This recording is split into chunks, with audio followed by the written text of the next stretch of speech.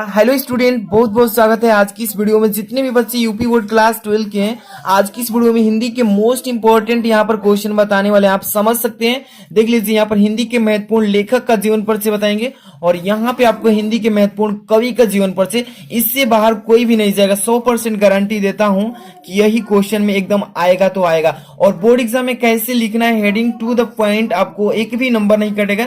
3 number का full number आपको मिल जाएगा। तो यहाँ पे बताएंगे लेखक का और यहाँ पे आपको बताने वाले हैं कवि का। तो वीडियो को पूरा अंत तक देखिए, वीडियो को लाइक कर दीजिए। ऐसे ही मोस्ट इंपोर्टेंट क्वेश्चन पाना चाहते हैं तो चैनल को तुरंत सब्सक्राइब करके बेल आइकन प्रेस कर लीजिए ताकि कोई भी वीडियो मिस ना हो। सबसे पहले मैं बात करता हूँ आप लोगों के लिए छोटा सा कोटी है, इसको ध्यान से सुनिएगा। कि खोल दे पंख मेरे कहता है परिंदा, खोल दे पंख मेरे कहता है परिंदा, अभी और उड़ान बाकी है, अभी और उड़ान बाकी है, जमीन नहीं है मंजिल मेरी, जमीन नहीं है मंजिल मेरी, अभी पूरा आसमां बाकी है। अपने लक्ष्य की तरफ फोकस करें, यानी कि अपने बोर्ड एग्जाम की तरफ टारगेट को फोकस करें।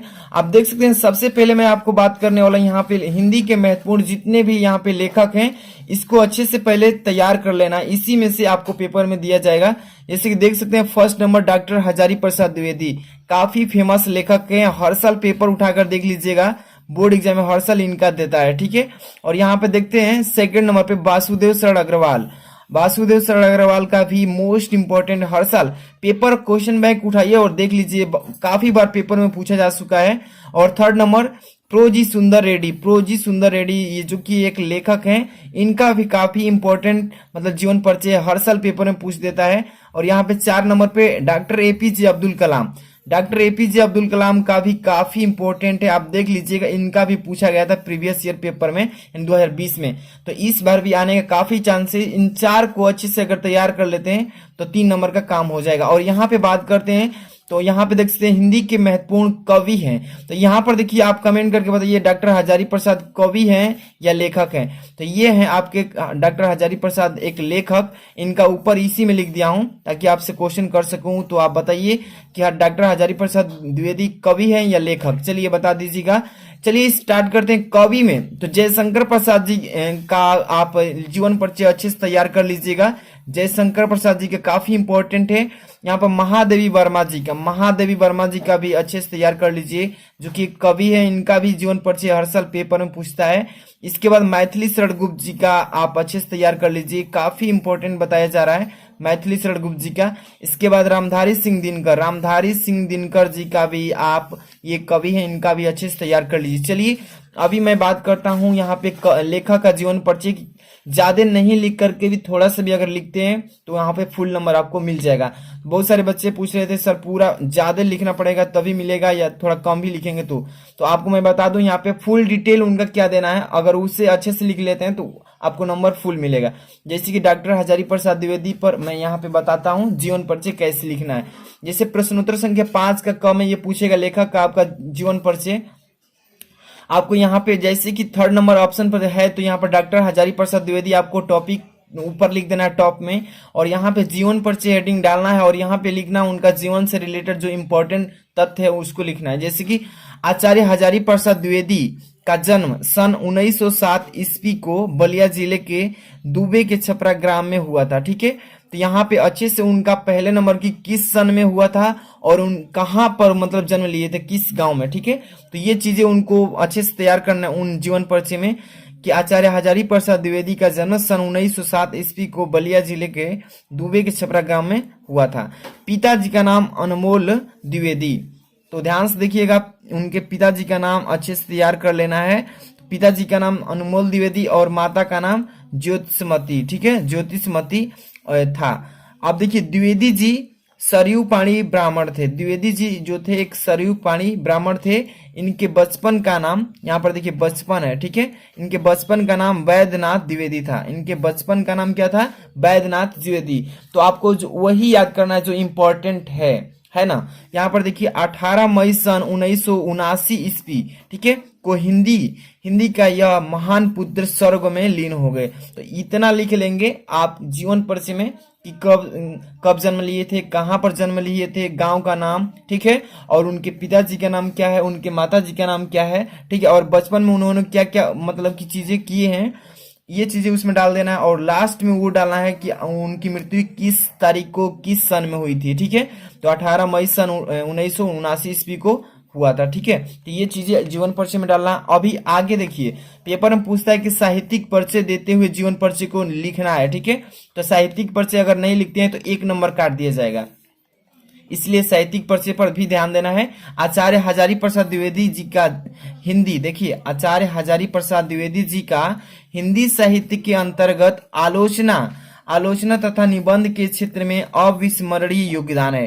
तो देखिए आचार्य हजारी प्रसाद द्विवेदी जी जो है हिंदी साहित्य के अंतर्गत आलोचना तथा निबंध के क्षेत्र में, आलोचना और निबंध के क्षेत्र में अविस्मरणीय, जिसको कभी भूला ना जा सके, मतलब भुलाया ना जा सके, उनका योगदान उसमें ज्यादा है। अब देखिए सन 1930 में, देखिए सन 1930 ईस्वी में काशी हिंदू विश्वविद्यालय से ज्योतिषाचार्य की उपाधि भी, तथा 1949 ईस्वी में लखनऊ विश्वविद्यालय से डीलिट की उपाधि प्राप्त की। ठीक है, तो ध्यान से देखिए 1930 में उन्होंने उपाधि किसकी लिया था, यहाँ पर विश्वविद्यालय से ज्योतिषाचार्य की उपाधि लिया था, और 1949 ईस्वी में लखनऊ विश्वविद्यालय से डीलिट की उपाधि ली थी। ठीक है, तो ये चीजें साहित्यिक परिचय में देना है। अब देखिए कई विभागों के अध्यक्ष एवं प्रमुख भी रह चुके हैं, तो इतना सा डिटेल आपको साहित्यिक परिचय में देना है। इसके बाद और कुछ भी लिखना है इसके बारे में, कृति उन्होंने कितने किए हैं तो उनकी कृतियां भी लिख डालना है यहाँ पे, नहीं तो नंबर कट जाएगा। तो पूरा यहाँ पे कृतियां लिख देंगे, तो कृतियां जो है आलोचनात्मक के रूप में होती है, तो यहाँ पे आलोचनात्मक कृतियां लिखेंगे टू द हेडिंग। ठीक है, यहाँ पे फर्स्ट नंबर लिख देंगे सुर साहित्य, उनकी एक कृतियां है सुर साहित्य। यहाँ पे सेकंड नंबर हिंदी साहित्य की भूमिका, हिंदी साहित्य में उनकी मतलब ही भूमिका है। थर्ड नंबर प्राचीन भारत के कलात्मक विनोद, देखिए प्राचीन भारत के कलात्मक विनोद में भी उनका एक क्या है, कृति है। अब यहाँ पे 4 नंबर कबीर भी उनकी कृति। यहाँ पे 5 नंबर नाथ संप्रदाय भी है। 6 नंबर कालिदास की जो लालित्य योजना है उनकी ही कृति है।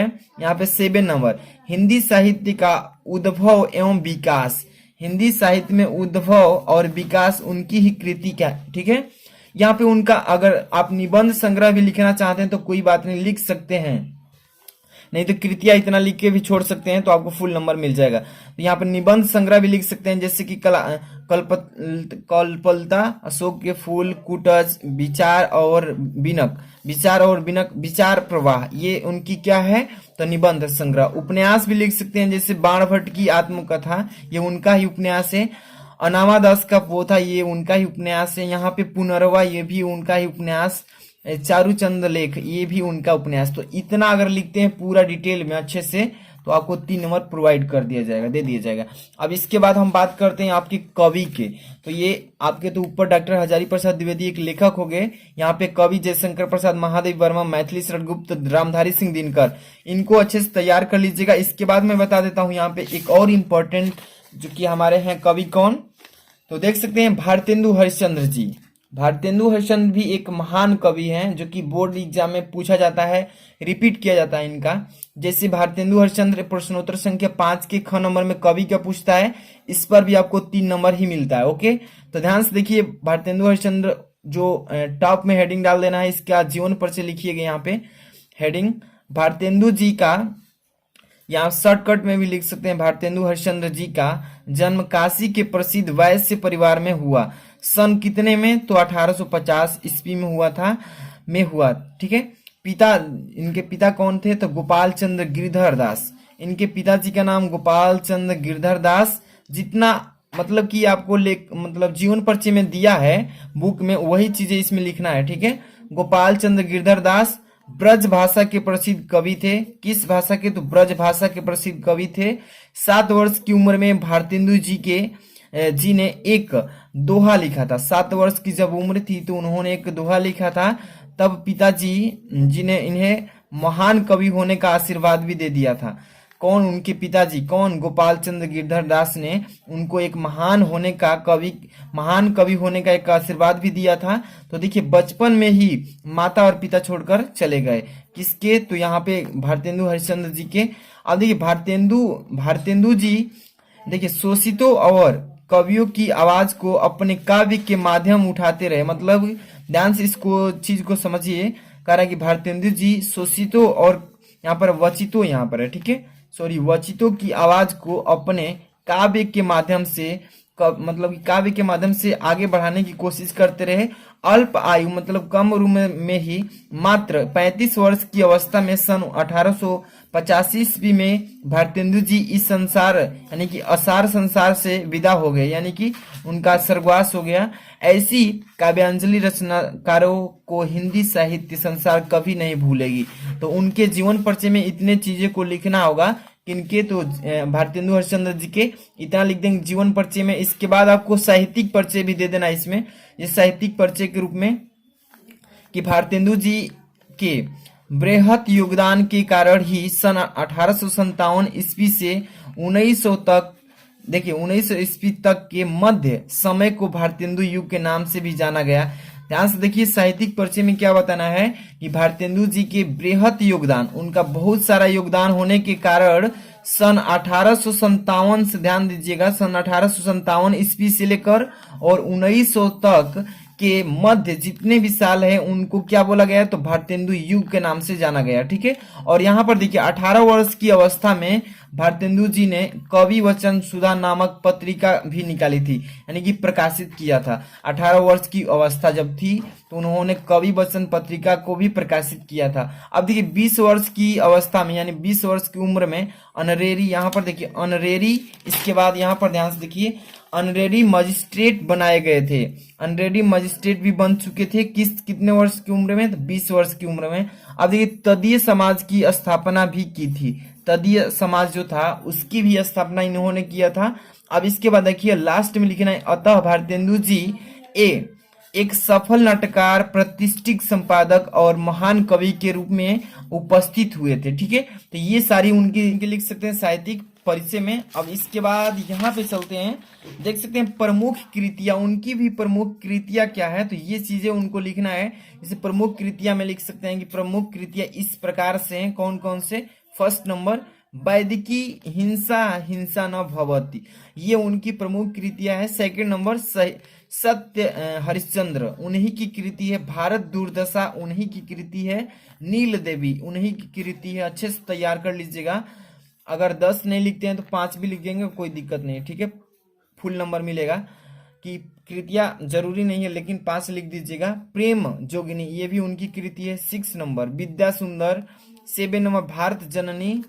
8 नंबर मद्रास, यहाँ पर 9 नंबर काल चक्र, यहाँ पे 10 नंबर प्रेम माधुरी एवं प्रेम, यहाँ पर प्रेम मालिक। ये 10 कृतियां बताया उनकी प्रमुख मतलब फेमस है जो उन्होंने लिखा है।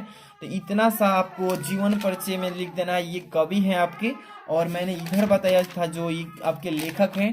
तो इन जितने भी मैंने बताया है लेखक और कवि का, इसको अच्छे से तैयार कर लेते हैं तो आपको बोर्ड एग्जाम में गारंटी देता हूँ कि यहाँ पे 3 नंबर, यहाँ पे 3 नंबर, 6 नंबर कोई नहीं रोकेगा।